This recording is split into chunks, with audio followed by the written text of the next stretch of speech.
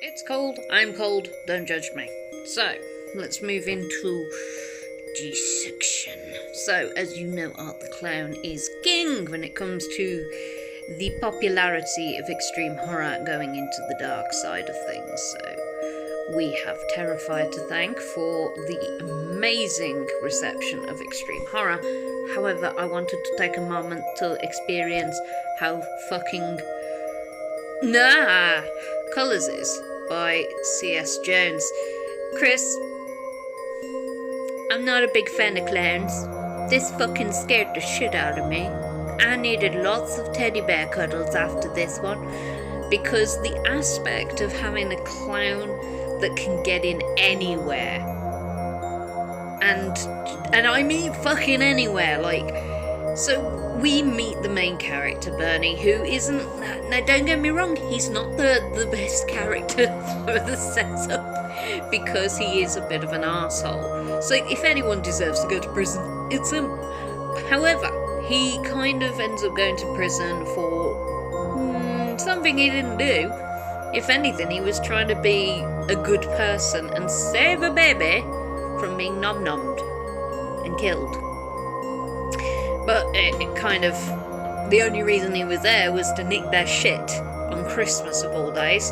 So you're kind of like a little bit on the hesitation line here, where you're like, I kind of feel sorry for him, but I kind of don't, because he kind of did this to himself. But yeah, the first appearance of Colours, the clown, it's just, he really knows how to unnerve me, Chris does. He knows what to do to make my skin crawl, and I'm not gonna lie to you, it did have a bit of a almost Pennywise kind of ick, kind of mixed in with a bit of art, with the way that the mannerisms, like trying to make humour out of a dark situation. Like, this thing is definitely there, but it's got a little bit more darkness in it. Like, the type of clown, intense. So Bernie ends up going to prison, as you can imagine. It is not a wonderful time, because he decides, you know what, I'm going to research Colours and find out what the truth behind this fucking messed up clown is. And I do love the fact with Chris, he's given the reader multiple backstory choices. So it's a bit like the Joker. You don't know what the Joker's true official backstory is, but there are multiple backstories to choose from. It's very similar with how he's took the route with Colours. Like, he could have been a manifestation of something from Mesopotamia time. He could have been an ex-circus worker who abused animals and thus becoming an animal within himself. It's the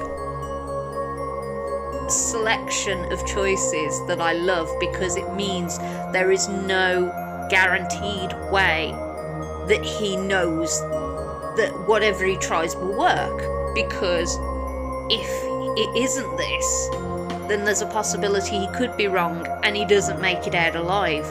But the fact that this guy does all this research, we follow him through his prison life, we follow how he's coming to terms with what he's done and that he's a shitty person, he's trying to make better of himself. And Colours is constantly in the background, just like, yeah, you messed with me, I'm gonna make sure that you are psychologically tortured while you're in this situation.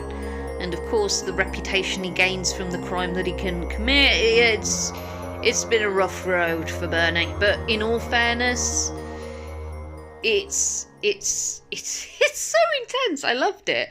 But this is the thing with Chris. He's very good at setting up a story and giving you that eerie, unsettling atmosphere whenever he writes. He did it with the last two books. He did it with Baba Yaga. He just knows what to write and how to describe a character to make the reader just sit there and go, yeah, which is literally what I did for most of it. When we come to bits where Colours was in the picture and the tapping at the cell, and honestly, it's short, sharp, nasty, look into a different form of horror. Of, you got the tropes. You always will have like clown horror, like I say, like Art the Clown, for example, who is just sitting up there having a wonderful time while I do this review. It's the fact that he kind of brought something new to the horror clown genre that makes me really think it's cool. And honestly, I love his reimaginings anyway, because so far I've read 3 of his books. Each one is a reimagining of a source material that either I know about or it's kind of bringing me into something that I haven't thought to research in terms of folk horror. But this is so refreshing on the take of clowns. So if you want something kind of a little bit eerie and a little bit unusual, and not your standard hack and slash, grab it.